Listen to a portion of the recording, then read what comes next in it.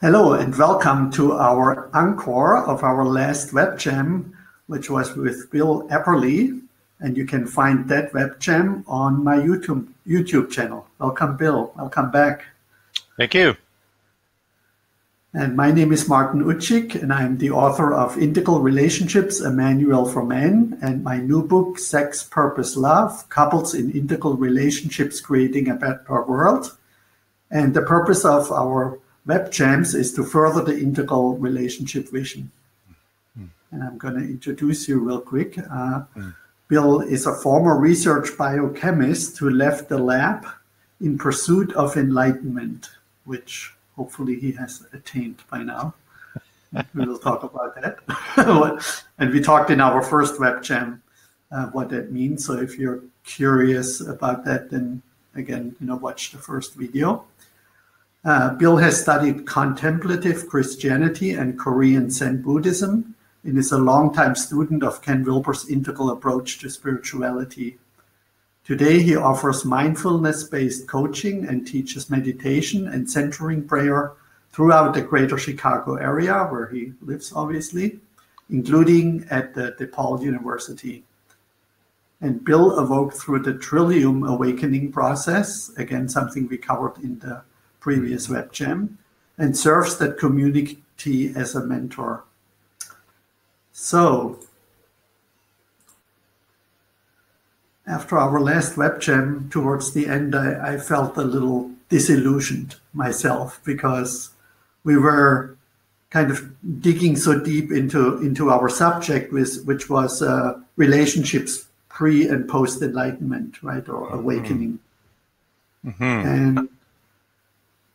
And it was relatively, I think, clear, or that the pre-awakening part, usually the need-based relationships and that are often, where we objectify our partner and work on our psychological issues and things like that, which is, of course, an ongoing issue. And then we went into the whole topic of awakening, and it became more and more elusive in a way because, of course, the more we awaken and the more we develop in consciousness or growing consciousness, the fewer people are there who we feel met by. And I think that resonates with a lot of integral folk and people who have practiced for a long time, like Bill and many others, and done a lot of healing and growth and awakening work.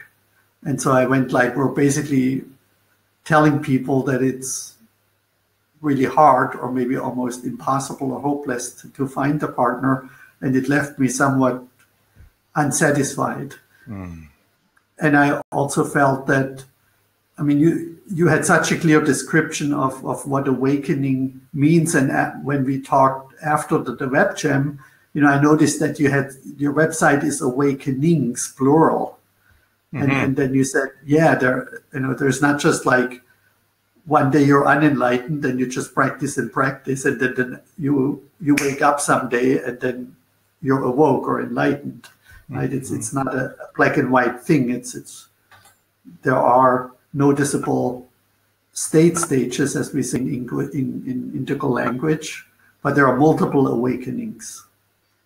And then I guess we had also a little bit talked about growth in consciousness, or the growing up part, as integral people nowadays call it, and I just felt that there were some loose ends that I wanted to cover with you, and also hopefully give people some hope that there are in fact evolved and awake people out there, and once we know what we are looking for and where we are in that whole process, that we can also then attract or find someone who can meet us in whatever our cosmic address is, another integral term. So that would be my impression. I don't know if you have some reflections on our last web jam, and if anything came up from you. Well, I certainly did, and I had a lot of wonderful conversations with people that watched the interview as well, and further thoughts that came up for them. And one of the things I thought was interesting was the balance between kind of your expertise in the theoretical mapping of the territory of relationship, and then the contrast of walking the territory, and the way in which everything's so beautiful and wonderful and clear when we're looking at a map of Paris and we're quite sure we know how to find the Tour Eiffel, and then we get on the ground and all of a sudden we're confused and we're stopping for a coffee, and we become quite attached to the territory. It's very hard to hold the map and the moment-to-moment experience simultaneously. And even I would say as we evolve, we get sometimes less interested in, well, there are different phases, and sometimes we really don't care where we are on the map. We're just so in love with the territory and so enjoying it that we quite spontaneously are in the moment and not also in our head. So the balancing the gifts of those two experiences, perspectives in the moment, I thought that was an interesting dynamic. And so when you talked about doing a part 2, that's very intriguing to me. Maybe even to intentionally amplify that difference in perspective, which is so through all of Ken's work. And you read Ken's work, or you read Ken's work, and it's all so beautiful, clearly delineated, expressed. Then if you read about some of the chapters of his life, he's an ordinary person too. I mean, an extraordinary ordinary person, fighting his own battles and having his own challenges, most notably, I'd say, with his health. But none of us escape the mundane challenges.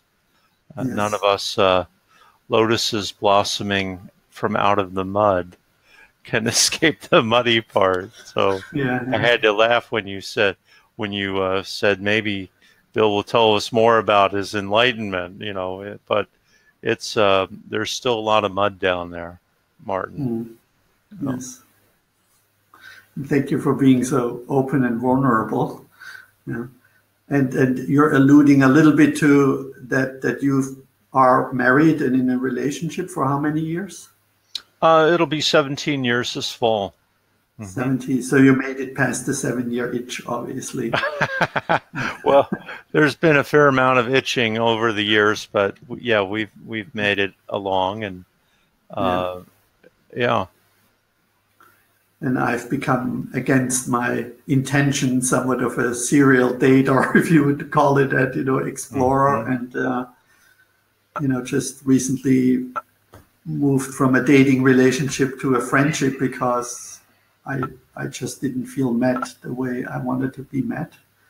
Yeah. And then that reminds me again that the map can be helpful because, we're still friends and in dialogue, and she's learning about the integral relationship model and actually teaching it here in Turkey. So we're still, working together.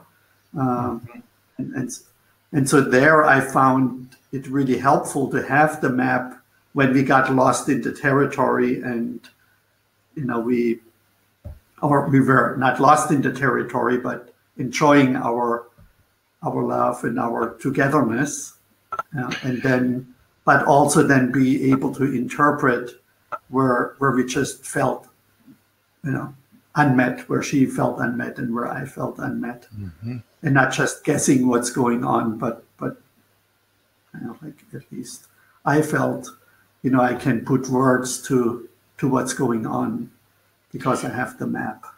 Yeah. Well, on the other side, just to add that, her friends, and people who were in this training that I gave, they wrote me and said, well, I thought integral relationships, that allows you to make, when you love someone, to make that relationship work. So they're quite puzzled, and they still don't understand, what I so often say, that love is unconditional, but relationships are not. And so they're still conflating that if you love someone, that it automatically would translate into a healthy relationship if you just have the right tools to make the relationship work. Yeah. And what I maintain is that if you're at different levels of development, then the person who's more developed, of course, can meet the person who's at the earlier levels of development, but feel somewhat lonely in the areas where he or she cannot be seen by their partner. Mm-hmm. Mm-hmm. You know, and one of the things that's up for me this morning as we're talking about this is the idea of being the spiral wizard and having access to the whole range of development, being able to move up into the formless realm and see the cosmocentric picture, and from the cosmocentric picture, what a challenging time to be alive and in relationship, and so much complexity to be balancing, and some of us are dating across cultural lines or microcultural lines or ethnic lines or you know, all kinds of fine distinctions that didn't even used to be distinctions, because, you know, we have this idea that in the 50s in America, a man knew what it was to be a man and a woman knew what it was to be a woman, and the roles were, let's say, very clear and defined. Today, we're dating across so many microcultural splits. So you can go up into the cosmocentric realm and see the big play that's being played out through our lives, and sometimes I feel a sense of relief and release to see my life as it is a participation in that big global, big time, over thousands of years process of evolution. But there's still something that, you know, when I wizard down to the level of the self and of my particular life, I want the best life I can have. And and it's always, I think, subject to some frustrations that there are limitations in my ability to love, in my ability to receive love, in a partner's ability to love and be loved. There always are limitations, both from our own inherent developmental levels and from scar tissue left from our lives to this point. And so I think that's the integral challenge, as we're integrally aware, to be able to rest in the suchness and the innate perfection of this moment, of this and every moment, as the Tibetan language puts it, and to be able to rest as the self with its own preferences and its desire to be seen and to see, to be loved and to love, to be powerful, with those dual areas, if you will. And it's really hard. It's a lot of work once you've been resting in the innate perfection. It's a lot of work to come down into incarnation as the particular. And oh my God, we might say, you mean this is the partner for me today? I'm not going to say life partner, but this is my partner of this moment. And oh my gosh, is that really the best? And well, maybe it is, or maybe it isn't. We have to wrestle with that. But I think that being with the full range is really part of the richness. Yeah.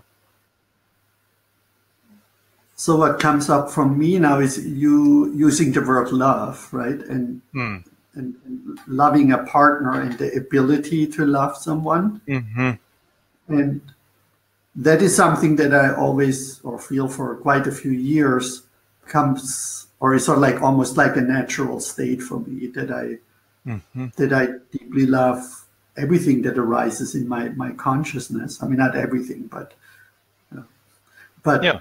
You know, in a state of presence. And so when I'm together with a human being, with you right now, I experience love for you, because I'm aware what the incredible creations of evolution or God, if somebody believes in, if you believe in God.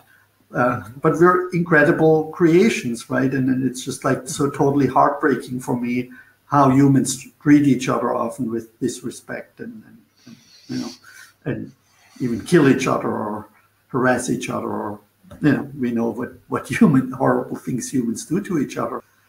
So it comes easy to me to love basically almost every human being, but to relate with someone, I mean, I'm deeply in love with Ken Wilber and other men, and I don't feel any sexual attraction to them.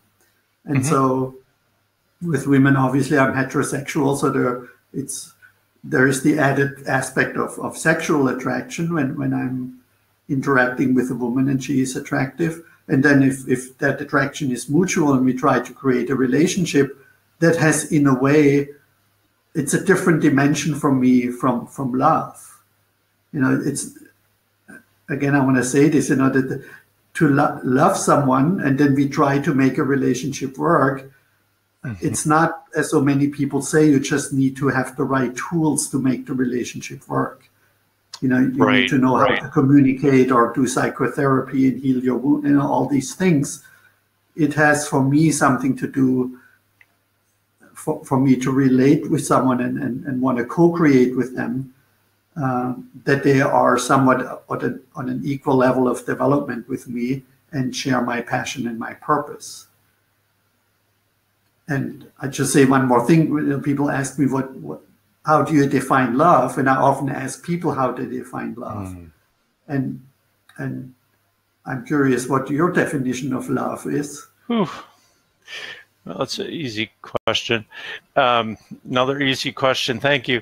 I would suggest that love is something that evolves through the developmental framework, and that what I hear you speaking to is a kind of cosmocentric, positive regard for and deep respect for all beings that comes quite naturally as a later stage development, and would be quite different than, say, an amber conventional love born out of an agreement to be in a kind of specific defined role, or in a kind of orange love.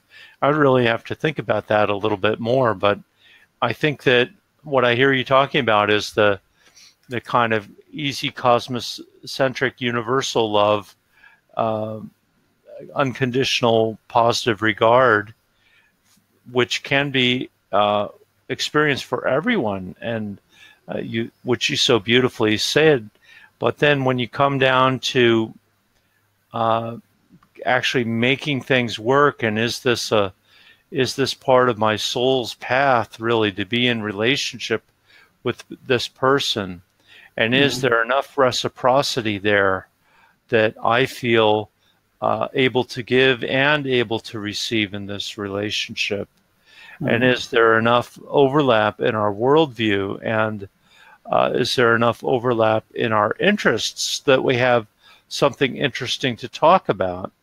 And there I could imagine two people at a turquoise non-dual access who find that although they fully get each other and see the light in the other, let's say, that they find that their interests don't have enough overlap, or their Enneagram types aren't suitable, that the dynamic is not suitable. And I'm thinking of an integral friend, a very highly evolved woman in her early 30s, who just said, I figured out how to meet and date integral people, but I just am not finding any matches there.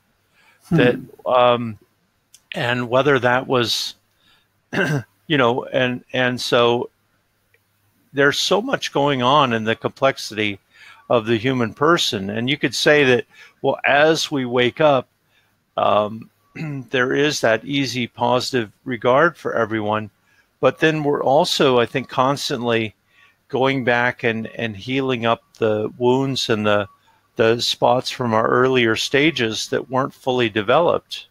And so there has to be some overlap there as well. I don't know, does that add? I think it does. Yeah. Because I think we need to make this distinction that you just made so beautifully. And I think a lot of people are confused about, they feel bad when they fall in love with someone and can't make the relationship work. Or when they really resonate with someone, but they don't really fall in love with them or have the choosiness or the heart openness or the sexual attraction. I remember, there's something when you're in sacred space and you're both really sitting in that sacred space, maybe really feeling the causal body and just the suchness before concepts, and everyone looks so beautiful. Just everyone is such a radiant, beautiful being.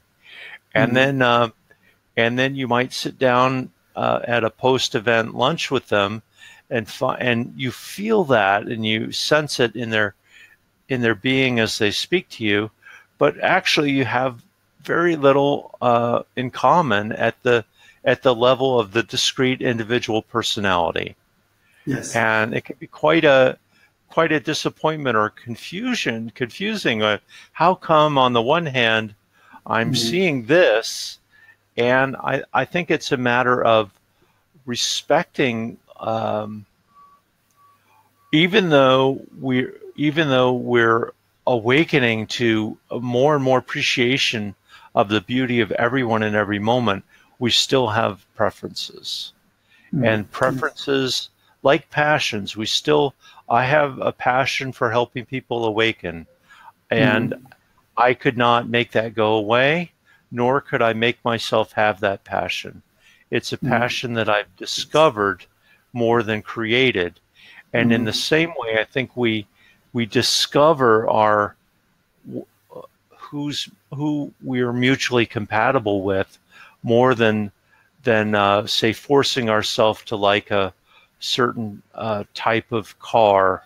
We discover there's an element of discovery, and so maybe an element of grace and grit, to quote Ken's book, of both working to make it, doing the work necessary to build a relationship, and also grace, which must be yielded to. And at a certain point, we have to very humbly say, it just wasn't to be.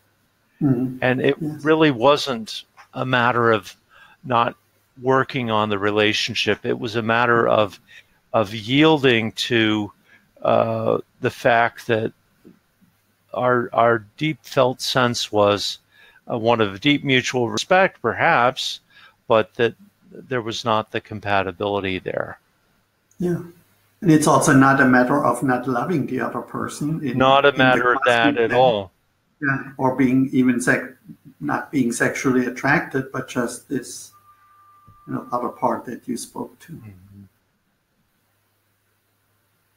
So my definition of love has become that, and this is very alive for me, that since it became so relatively easy to love another person and then enter in a relationship if there is also sexual attraction, is that I'm now longing for and then fall deeply in love, not only with the other person, but what's uniquely co-created between the two of us. That was like a profound shift for me, that it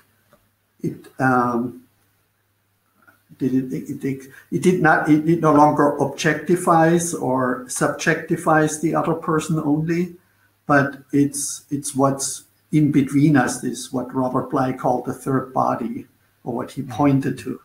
But it's even more concrete, is what is really co-created between us at a level of each chakra, on the material, the sexual, the power, and what we manifest into the world, the heart space, the expressive, and the wisdom, and then the higher ground chakra, the mutual awakening and the becoming part. And And so I got a little stuck on this idea that I not only want someone, that I feel love for and there's sexual attraction and we have shared interests, but something unique co-creates out of the context, is co-created out of the context of our relationship that neither me alone nor she alone could manifest. Like, of course, the simple example being a child, right, which usually still typically requires a man and a woman. Of course, technology make us men obsolete in that process, but historically or in the biological world, so that could serve as an example. Or a couple dancing together. I had this wonderful couple on the webcam who are dancers, and it's just so beautiful to see them dance together, which obviously they could not do they could dance on their own, but there is something magic about seeing them dance together. And then what they co-create in the dance is beautiful. And so that up level, sort of like this requirement that my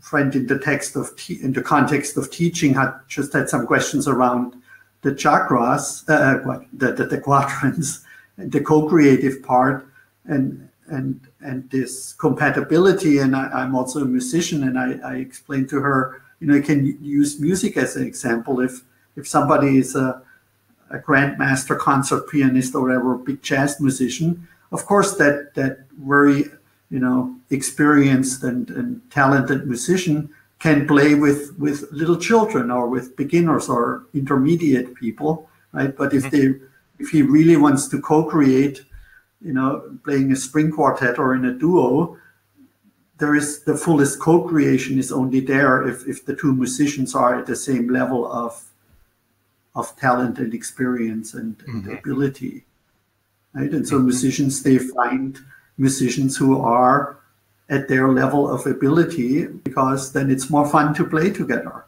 Yes, so it's not that they couldn't play with less talented people, and they sometimes often do, but that the most beautiful co-creation happens if they're equals and opposites. That was her question. What do I mean with equal and opposites?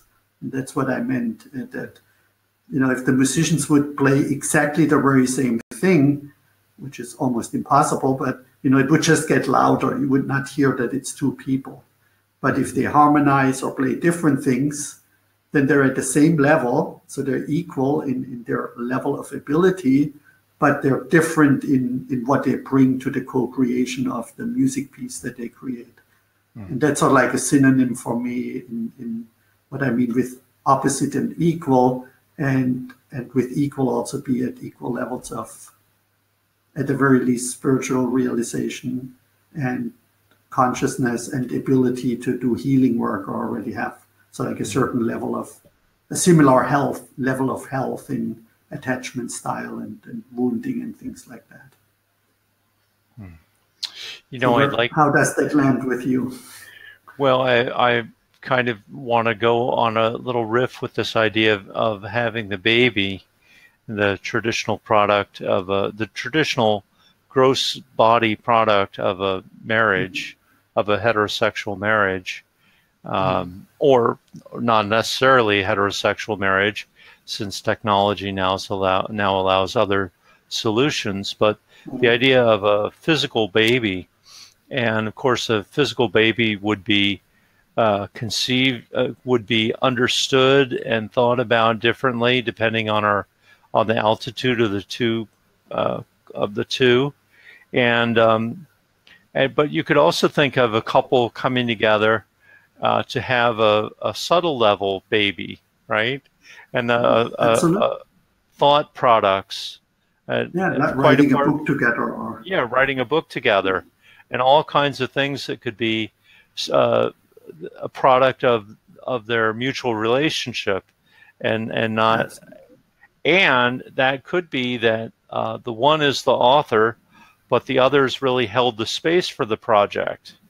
And then you're kind of getting into possibly the causal level of holding space and presence, so that there would be different ways that the two could co-creatively support each other in I love what you said, in creating things that simply would not have been possible without that interplay.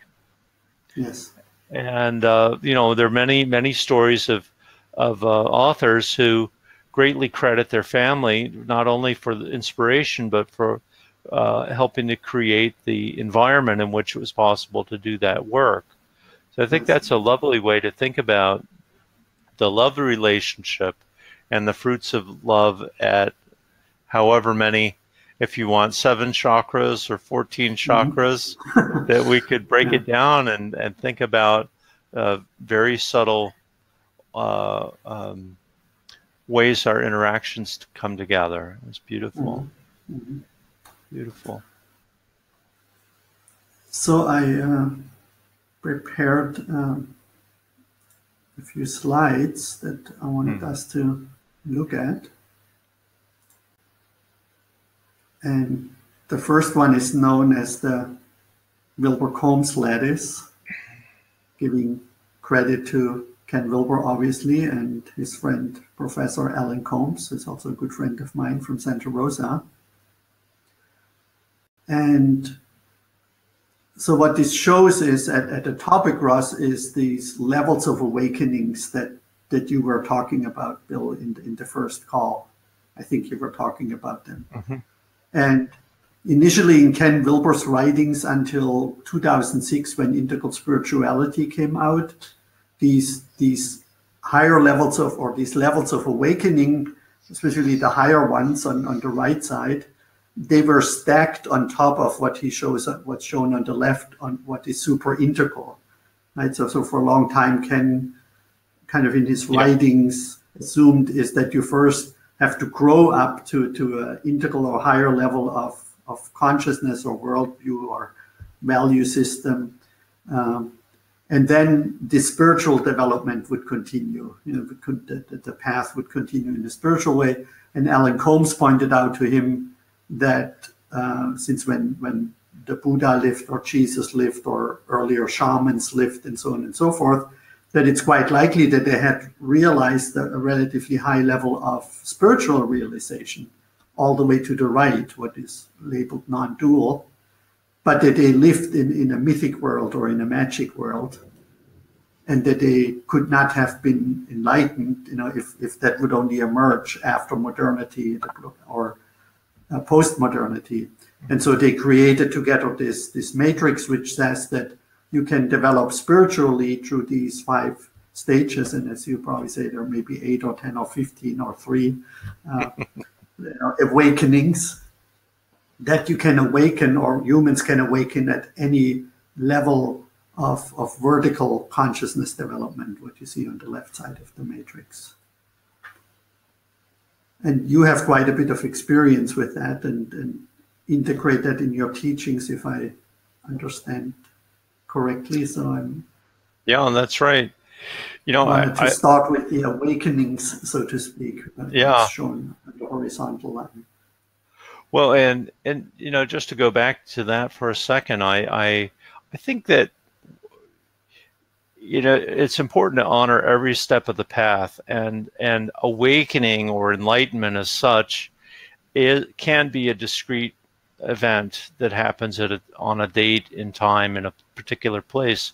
But then the deepening continues after that, and there were so many dozens or hundreds of turning points before awakening. So I just want to honor every step of the path. They're all important. They're all integral to our ongoing growth and development.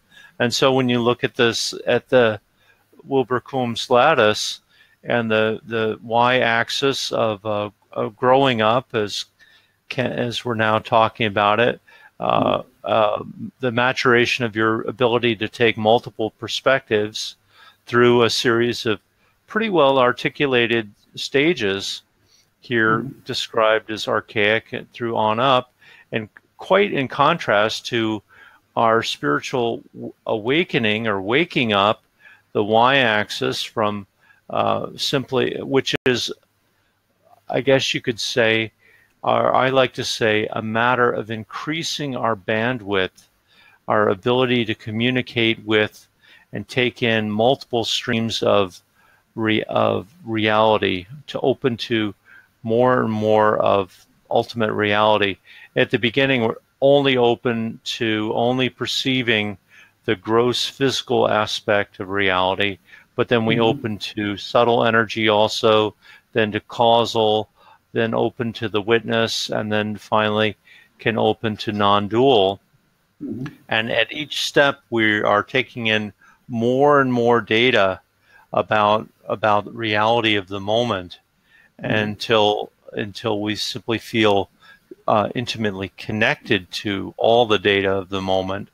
What the y-axis then is how we interpret that data. And so I remember, just to tell a brief story, in the late 80s.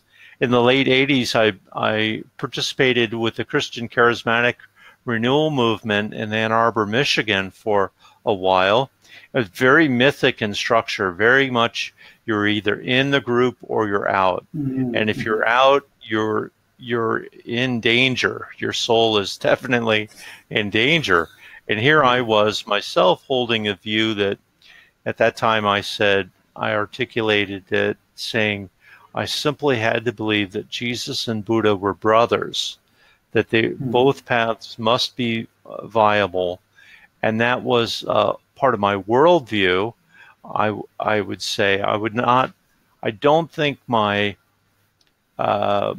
ego had developed to an integral level at that point, but my worldview was integral.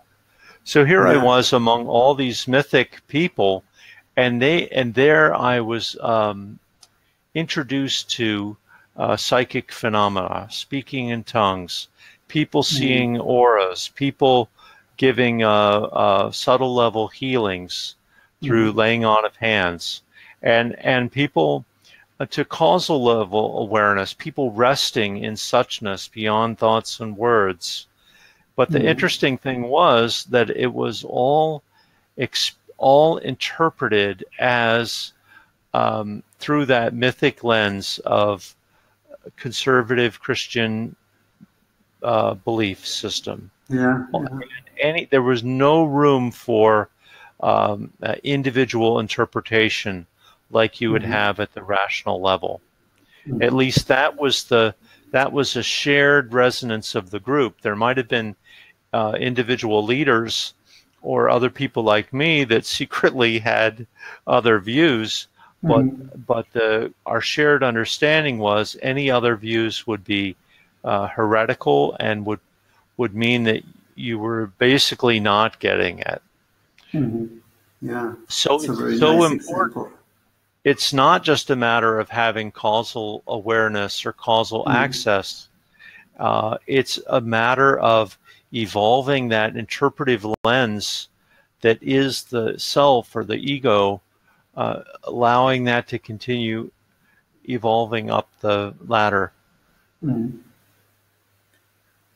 Yeah, thank you for that example. And it brings up memories for me, because my serious spiritual path officially started with Eckhart Tolle in 2000, and then I joined the Tibetan Buddhist Sangha, which was very mythic in a way, so very highly evolved on a spiritual, but man, there were all these rules, like you couldn't put like the sheets, the prayer sheets on the floor, and you had to do prostrations in front of the Lama and whatnot, right? It was very dogmatic in that way. It was quite, and of course Eckhart Tolle has basically no rules. There's, as long as you try to be present in the now and surrender to what is, that's it, pretty much, which is simple but not easy, as we say. So yes, I had a similar experience there and wondered why they have to have all this overhead, right, in order to get somewhere that seemed, at the time for me, of course, I still practiced there, and it was very helpful to have these rules in a way, in these structures, like being crutches or training wheels for me at the time. But it felt like they didn't allow anyone to throw off the crutches or the training wheels. They were kind of like stuck with them, in a way. Yeah, and I think that's a good way. I mean, for a child, let's say a 10-year-old child, really would benefit from having a strong container to help control their impulses and help them learn the developmental tasks appropriate to a 8 to 12-year-old. But for most of us, we outgrow that level of consciousness, during our teens or 20s, and then it would be nothing but a constraint. And I would find it, I can't imagine a conventional Christian wanting to be in a marriage relationship with someone that feels that all paths are equally valid. It would be such a challenge unless there were some deep curiosity, perhaps unacknowledged, that the individual was actually ready to move into rational, into orange, and they just hadn't admitted it. Otherwise, I don't know how that could ever work. And so one of the fallacies, that I think the integral relationship model really helps is that a lot of women and some men say, I want to be with a woman, and I know more of women, I want to be with a spiritual partner. Let's drop the sexes, right? But very often they're not aware of the awakenings. So it's again this like, are you spiritual or not, right? And what does that mean to be spiritual? Well, some people say, well, I go to yoga class 3 times a week, so I'm spiritual.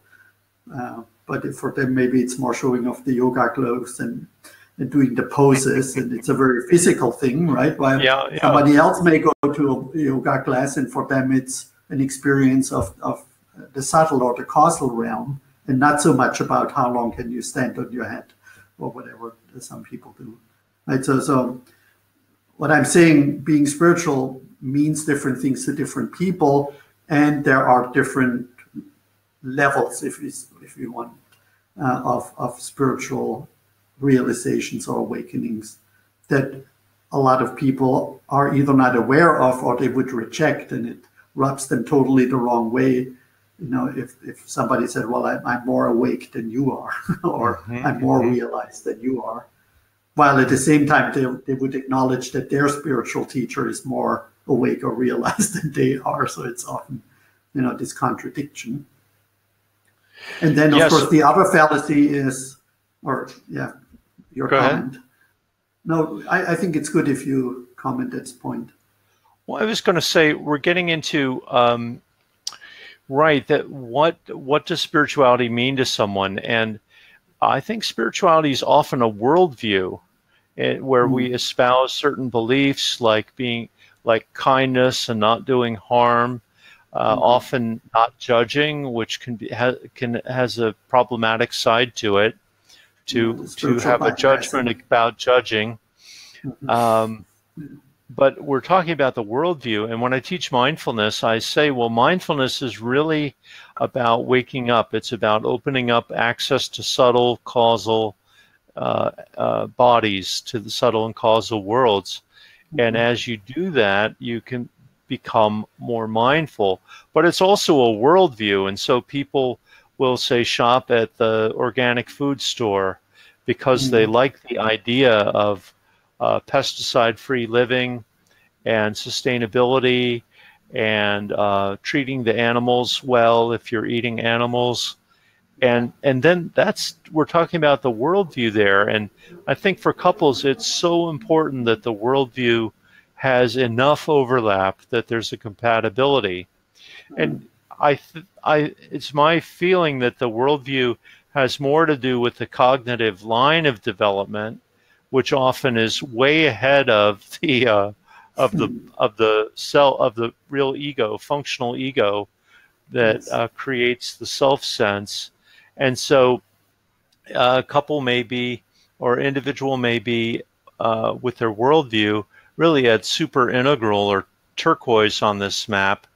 And yet they're the way they're living their life, the way they're enacting this, could easily be at orange or green levels.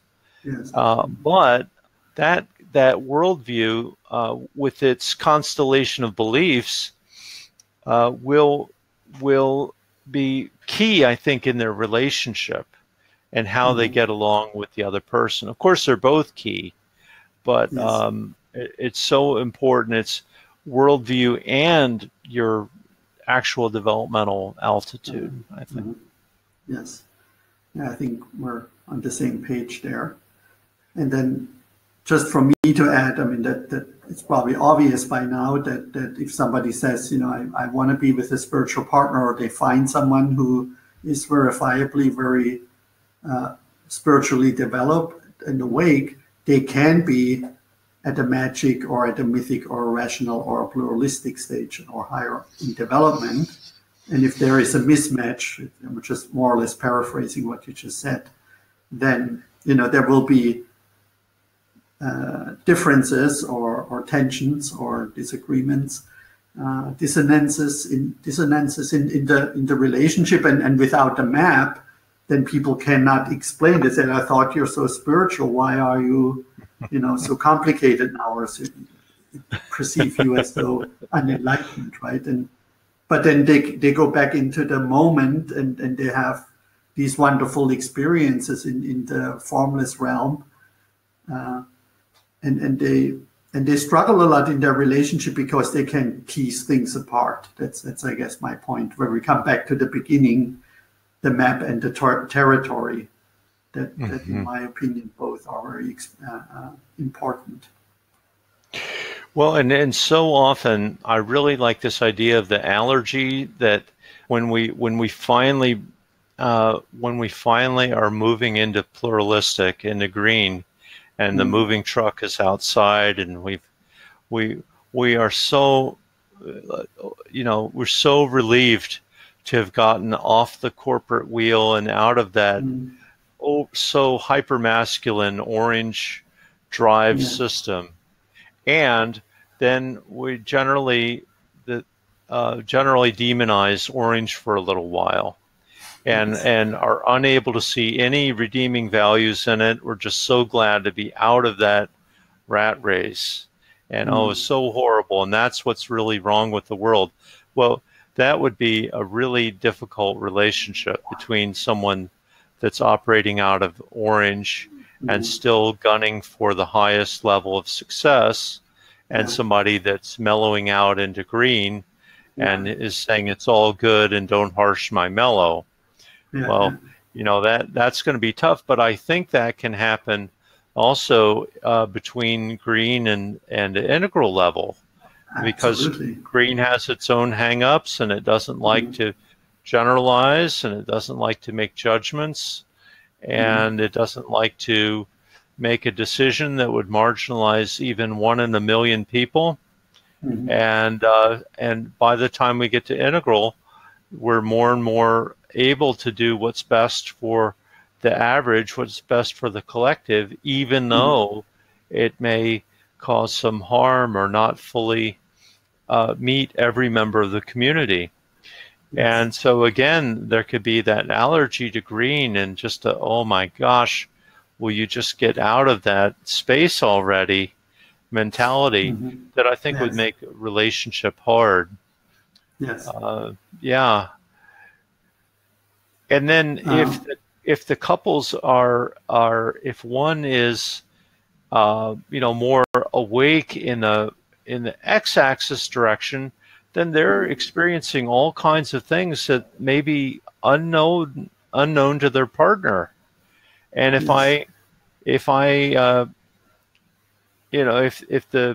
the partner's coming home and saying, well, my guides really told me that this or that, I mean, frankly, I don't experience guides or angels in a discrete way like that either. I get information that I don't know exactly where it comes from, but for people that are for whom those are realities, then the gross body identified partner is kind of at a loss to know what to make of this.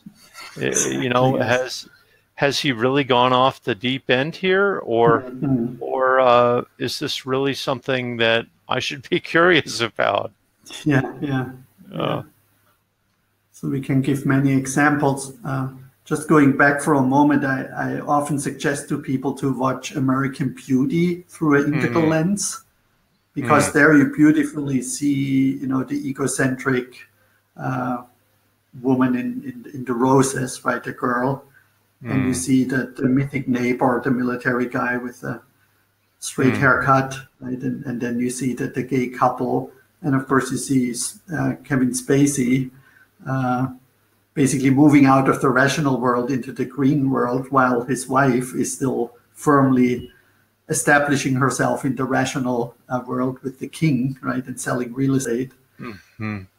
And then you see the neighbor with the camera who films everything, so like through an integral lens, and he has a talent to get along and to see all these different people and meet them wherever they are. I think it's a very fascinating movie to watch through an integral lens, and to see these level crashing and conflicting, but also somehow coexisting with each other in awkward ways. Yes, right? yes. Where Kevin Spacey spilled some beer or whatever on the couch, and the woman freaks out, right? And he goes like, let's just have sex and enjoy our life and smoke some pot, right? It's like hilarious if you look at it through that lens.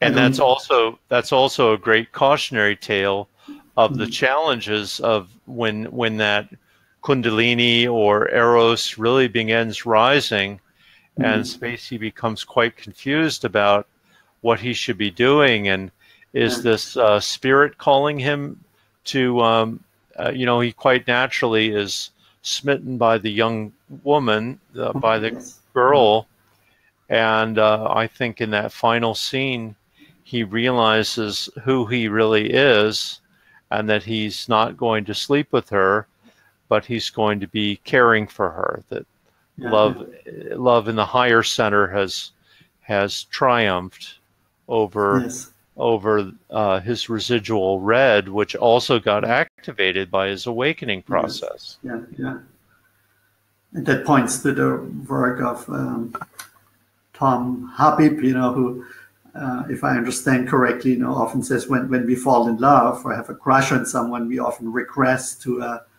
magic or egocentric level of consciousness, so to speak, and often confuse it with a transpersonal level of consciousness. That's another interesting subject. And then, I don't know if you know the movie I Love Huckabees. Sure. Great movie. And I think it's an hilarious and very telling movie, where we also see a little bit about these different levels of spiritual realization, and specifically the difficulties with people who think they got it and got awoke, right? That they still can fall into the conflicts in the manifest world. And if you know that movie, there are interesting comments of the actors and the director of that movie, because they were all like fighting during there are YouTube videos where you can watch how they were fighting, and the director having tantrums, even though he claimed to be this Buddhist realized person. So it was very difficult to make that movie for them. It's really funny. So now, at the end of our last conversation, I'm so glad we're having this follow-up, is that I had this image that we're still having here on the screen, but our time was up, so to speak, and that was basically if you can now locate yourself somewhere in an area of this Wilbur-Combs matrix, I think it becomes somewhat, what's the right word, desirable or clear, or that if you are in a relationship, you want to be with someone who is in a similar area that you are. Desirable. To me, it feels exciting, that just the very thought to meet someone who I'm not only resonate on a spiritual and consciousness level, but who's also of the opposite sex, and I'm sexually attracted, and I want to co-create with that person. And so that was sort of like where I left our last conversation, somewhat speechless. And then I think once we're clear what we're looking for in a partner, it's so much easier to find and attract, to identify and find and attract that person. Specifically if we don't go on or enter into one hopeless relationship after the other because we feel lonely or we feel horny or whatever is our desire to go into a relationship. I think it makes even the pre-dating process before we even go on a date, if you're single, so much easier by asking a few questions that give you relatively quickly indicators where someone is in that matrix. And then it doesn't feel so hopeless, like there is nobody out there who's, as you said earlier, this woman said, I'm integral now and I get it. And I meet many integral men, but I don't feel met by anyone. So maybe that has a little bit to do that she only looks at the vertical axis maybe and not on the horizontal axis. I don't know. Well, it's an interesting thing whether there is,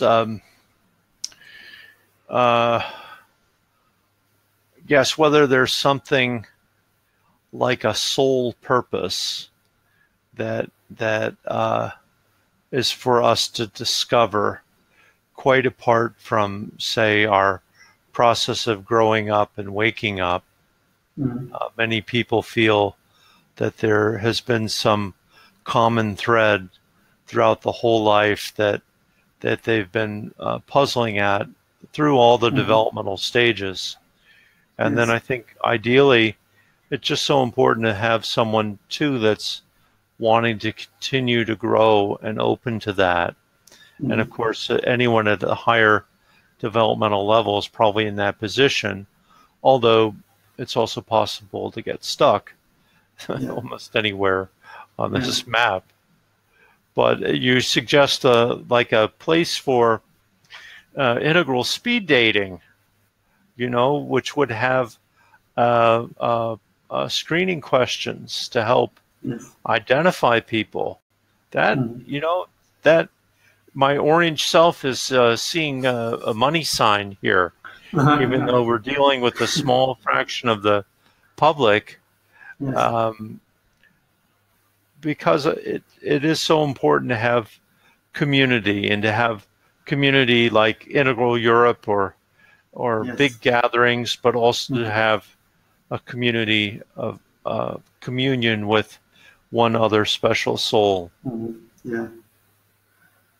And of course, I have a website called integralsingles.com where people actually can enter, their vertical and horizontal level, their awakening level and their growing up level, and indicate other integral factors of the integral relationship model.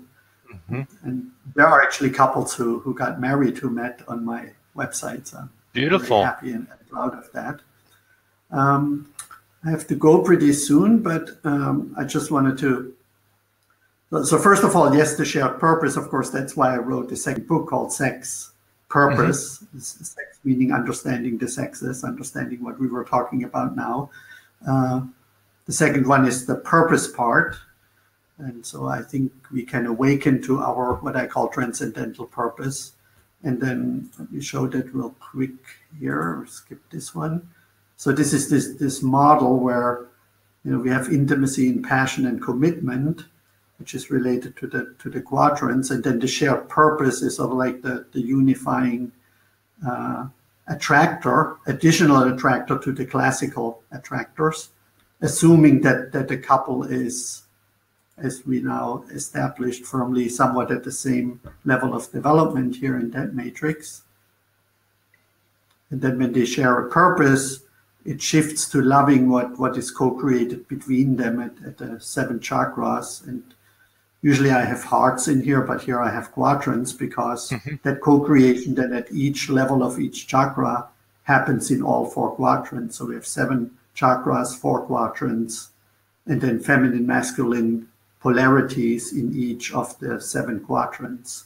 And so that, again, this is so alive in me that I'm I'm feeling that the real exciting part in future relationships, and many people are experiencing this and manifesting that already, is not only to love the other partner, but what's uniquely co-created between them that makes the world a better place.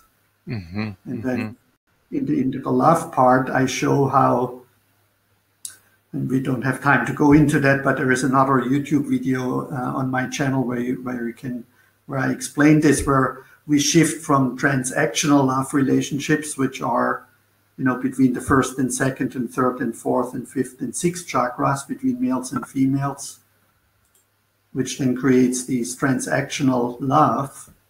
I love you as long as you make money. I love you as long as you're sexy. I love you as long as you're powerful. I love you as long as you're kind.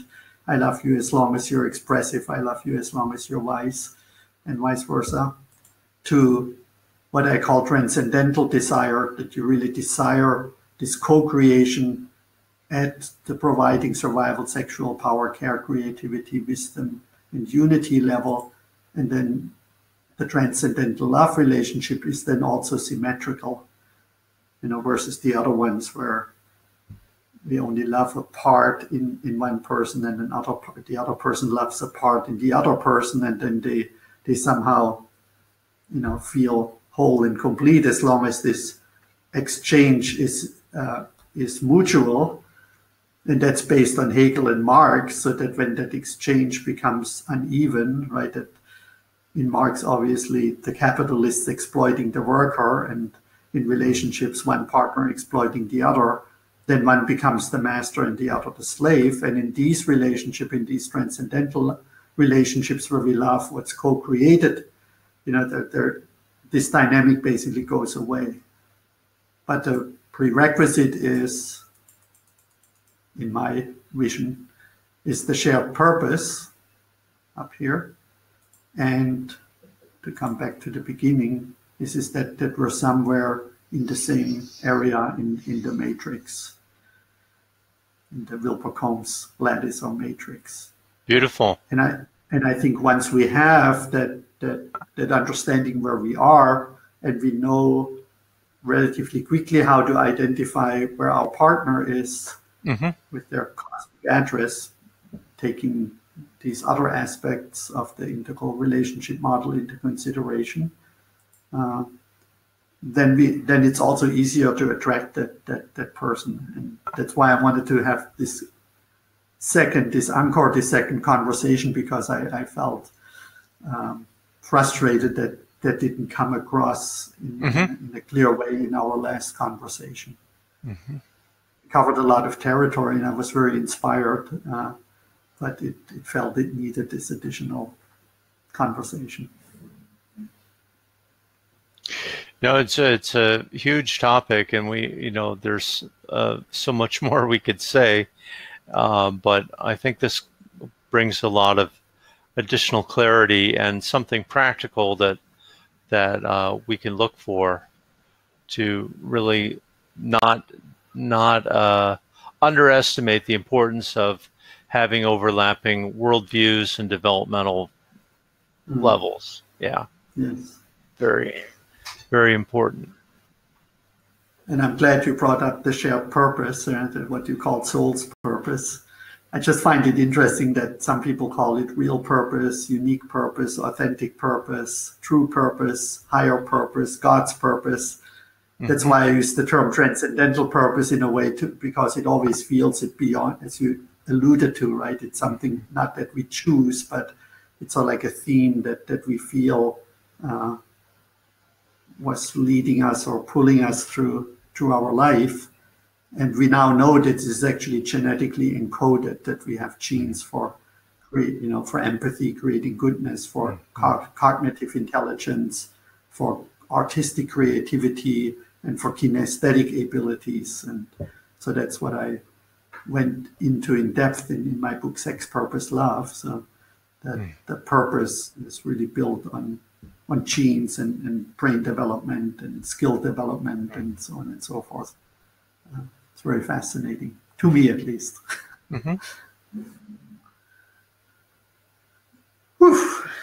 Yeah. Well, thank you so much for your time and for your wisdom. I admire and appreciate, and I can clearly tell you're an experienced teacher with how much clarity you have in your words, and I deeply feel that you're not just saying the words, but it's undergirded, it's based in your lived experience. And I think all the people who can study with you and specifically meet you in Chicago and are very blessed to have you there. Thank you, Martin. And I thoroughly enjoy our conversations. You're a great partner for me to throw around ideas, and I'm sure my wife and I will be talking about these ideas, and then my other friends in my network, my parents watched the first video and were wanting to follow up on all kinds of things. They're quite wonderful spiritual trekkers as well. And so it's just really a pleasure. And it's such a, the cosmic grooves for integral relationship are just being laid down. These are relationships that were not happening in a significant percentage of the population 20 to 50 years ago. It's just brand new. So what the lower right looks like that would support an integral relationship, this has to really be, we're discovering that, and it doesn't look the same as an amber conventional marriage or a green marriage, but we need to find that and clarify, and then we need to just continue doing our work. But I think I love that you're focusing on the purpose, because to me the purpose is that kind of a tractor that pulls us forward through all the difficulties of life. And life is full of challenges, whether you're coupled or uncoupled, full of challenges, and we need that connection to our felt sense of purpose. That is, to me, in the end, what makes it all make sense. Yes. Thank you. And again, the self-advertising, that's why I felt I need to write the second book, because that became very clear to me. And here's the t-shirt, The Future of Love is Integral. At least we hope. So if people want to hang out with you and learn and study and with you, where can they find you, Bill? Well, they can find me online at integralawakenings.com or BillEpperly.com for mindfulness coaching. And I work with people by Skype all around the world. So and it's a particular joy when I can sit down with somebody face to face here in Chicago. Yeah. So BillEpperly.com, you see Bill's name on the screen, I think, and integralawakenings.com. So yes. I love that you put it into plural. That's wonderful. Yes. And also represents the depth and breadth of your teaching and your work, and thank you. What you help people with and what you represent as a human being. All right. Thank you, Bill. Have a nice day. It's evening where I am, so I'm going out to dinner now with a very good friend, and have the pleasure to continue that conversation, I'm sure. Or sounds great. Yeah. Start it again. Sounds great, Martin. It's always such a pleasure to be with you here, and look forward to some occasion to do a part 3, whether it's days or years from now. Yeah, and I will be in Chicago next spring when my daughter graduates from Northwestern. So wow. Make a point to touch base with you, and maybe that'd be wonderful. Yeah, meet in person. Absolutely. Thank you. All right. Wonderful day. Namaste. Yeah, namaste. Bye for now.